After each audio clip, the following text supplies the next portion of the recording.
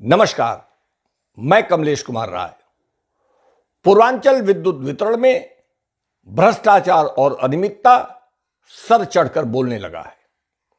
विद्युत प्रबंधन पूरी तौर पर बौना हो चुका है और यही नहीं, बेखौफ भ्रष्टाचारी अधिकारियों के सामने विद्युत प्रबंधन लगभग घुटने टेक देने की स्थिति में आ चुका है। ताजा मामला वाराणसी का प्रकाश में आया है। नगरीय विद्युत वितरण खंड सप्तम के अधीन बौलिया का एक क्षेत्र आता है। इस बौलिया में 18 किलोवाट का एक विद्युत कनेक्शन लेने वाले उपभोक्ता के यहां विगत काफी दिनों से विद्युत चोरी करने का आरोप लगाया जा रहा है। इस विद्युत चोरी की एवज में विद्युत विभाग के लोगों के द्वारा काफी अवैध वसूली की जा रही थी, लेकिन प्राप्त जानकारी के अनुसार उपभोक्ता और विद्युत विभाग के संबंधित अधिकारियों के बीच लेन देन में कोई तफरका पड़ जाने की वजह से नगरीय विद्युत वितरण खंड सप्तम के अधिशासी अभियंता सुनील यादव द्वारा एक चक्रव्यूह बनाकर अपने अधीनस्थ अधिकारियों की एक टीम दबाव में लाने के लिए उपभोक्ता के यहां 10 नवंबर को दोपहर 2 बजे के बाद छापेमारी करवाई गई। इस छापेमारी टीम में उपखंड अधिकारी लोहता, सर्वे शुक्ला और सहायक अभियंता मीटर सौरभ तिवारी शामिल हुए। उपभोक्ता और छापेमारी में शामिल अधिकारियों के बीच में काफी देर तक खिचखिच चलता रहा। उपभोक्ता का यह कहना था कि जब विद्युत अधिकारियों की संज्ञानता में यह विद्युत चोरी की जा रही थी और उन्हें नियमित रूप से पैसा देने का काम हो रहा था, ऐसे में आखिर में वह कौन सी वजह है जिसके चलते आज छापेमारी की गई। उपभोक्ता के यहां न्यूट्रल ब्रेक करके चोरी करने की इस अनियमितता के एवज में, जैसा कि मैंने पहले भी बताया कि जानकार बता रहे हैं कि विद्युत विभाग के संबंधित सभी अधिकारी मासिक पैसा लिया करते थे। विद्युत विभाग के अधिकारियों द्वारा जो जांच टीम में शामिल थे, उनके द्वारा उपभोक्ता को असेसमेंट और एफआईआर का डर दिखाकर एक बड़ी धनराशि मांगी गई। बाद में दलालों के बीच बचाव करने के बाद यह सौदा 5 लाख रुपए में तय हुआ, जिस पर अधिशासी अभियंता सुनील यादव की सहमति के बाद जांच टीम पैसा लेकर वापस लौट आई। उपभोक्ता के खिलाफ कोई विद्युत चोरी की एफआईआर दर्ज नहीं कराई गई। उपभोक्ता मंच को इस गैर कानूनी कार्रवाई की सूचना मिलने पर, कारगुजारी की सूचना मिलने के बाद 11 नवंबर को सायं 6 बजे अधिशासी अभियंता सुनील यादव से संपर्क कर विस्तृत जानकारी चाही गई। सुनील यादव द्वारा शुरुआती दौर में उपभोक्ता मंच से किसी भी प्रकार की छापेमारी से साफ इनकार कर दिया गया। इसके बाद संदेह और पुख्ता होने के बाद उपभोक्ता मंच द्वारा तत्काल निदेशक तकनीकी पीपी सिंह को व्हाट्सएप संदेश भेजकर संपूर्ण विषय की जानकारी उनके संज्ञान में लाया गया। 11 नवंबर को चेयरमैन की बीसी होने में व्यस्त होने की वजह से प्रबंधन द्वारा लेट रात में व्हाट्सएप देखकर सुनील यादव से प्राप्त जानकारी के अनुसार संबंधित मामले में आवश्यक पूछताछ की गई।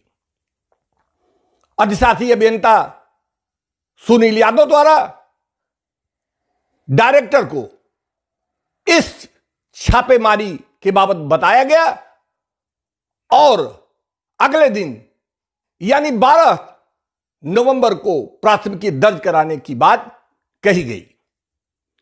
निदेशक तकनीकी पीपी सिंह द्वारा नाराजगी व्यक्त करने के बाद 12 नवंबर को अधिशासी अभियंता द्वारा किसी भी स्थिति में प्राथमिकी दर्ज करा लेने की बात प्रबंधन से कही गई। 12 नवंबर को उपभोक्ता मंच द्वारा जब यह पता लगा कि उस मामले में अधिशासी अभियंता और उनके उपखंड अधिकारी द्वारा व्यापक तौर पर लिपापोती करने की कारगुजारी की जा रही है, इस पर अधिशासी अभियंता तत्कालीन अधिशासी अभियंता टेस्ट जीसी यादव से उपभोक्ता मंच द्वारा संपर्क किया गया। जीसी यादव का लगभग 10:15 बजे के करीब दिन में उपभोक्ता मंच को यह बताया गया कि 10 नवंबर को छापेमारी अवश्य हुई है, लेकिन चूंकि प्राथमिकी दर्ज कराने की जिम्मेदारी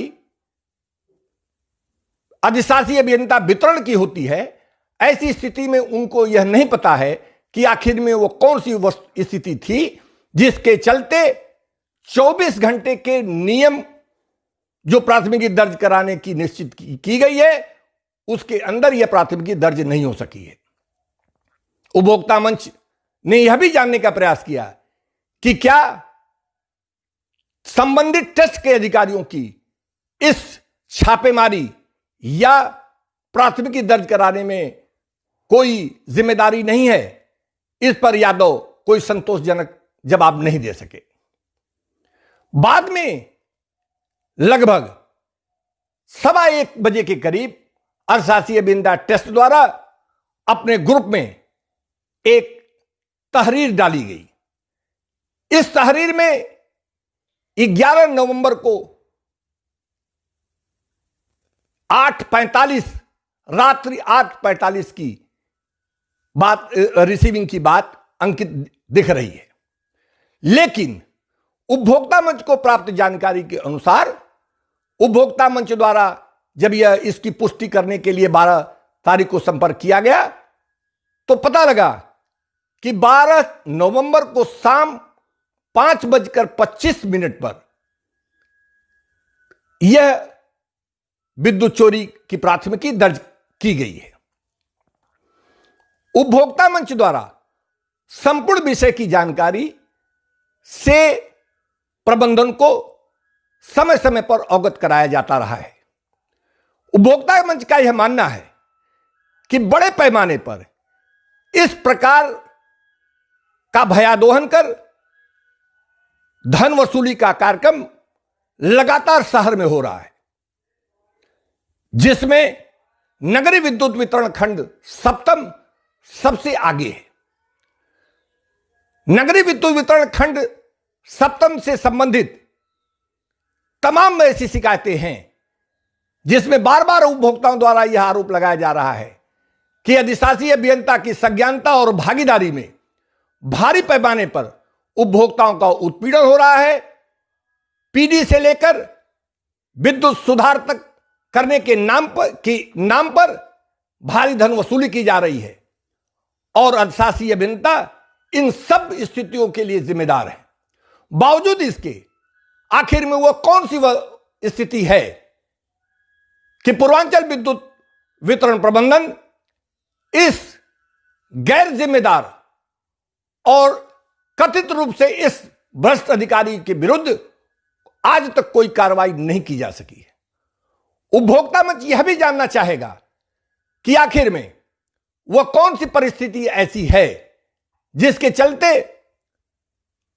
योगी सरकार की जीरो टॉलरेंस नीति के खिलाफ विद्युत प्रबंधन काम कर रहा है।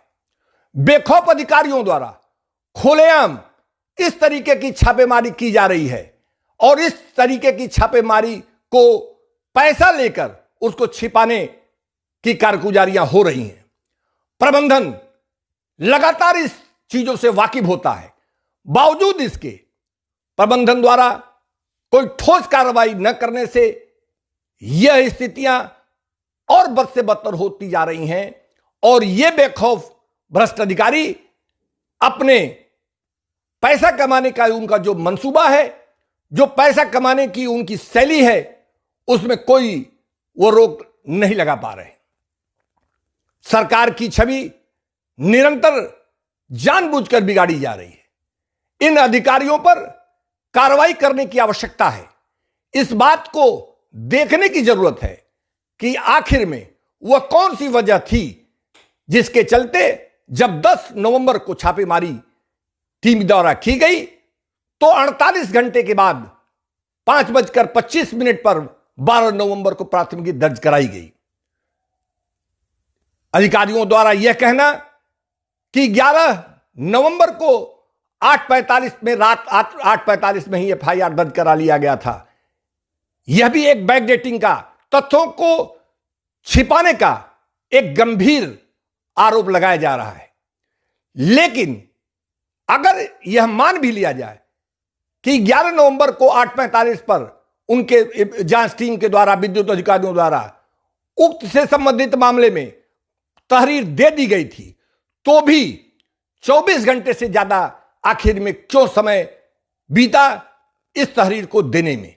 यही नहीं, विद्युत अधिकारियों द्वारा सामान्य जो प्रैक्टिस है उसके मुताबिक कोई भी बड़ी चोरी यदि पकड़ी जाती है तो उसको तुरंत अधिकारियों द्वारा अपने ग्रुप में, जो ऑफिशियल ग्रुप है, उसमें डालने का काम होता है।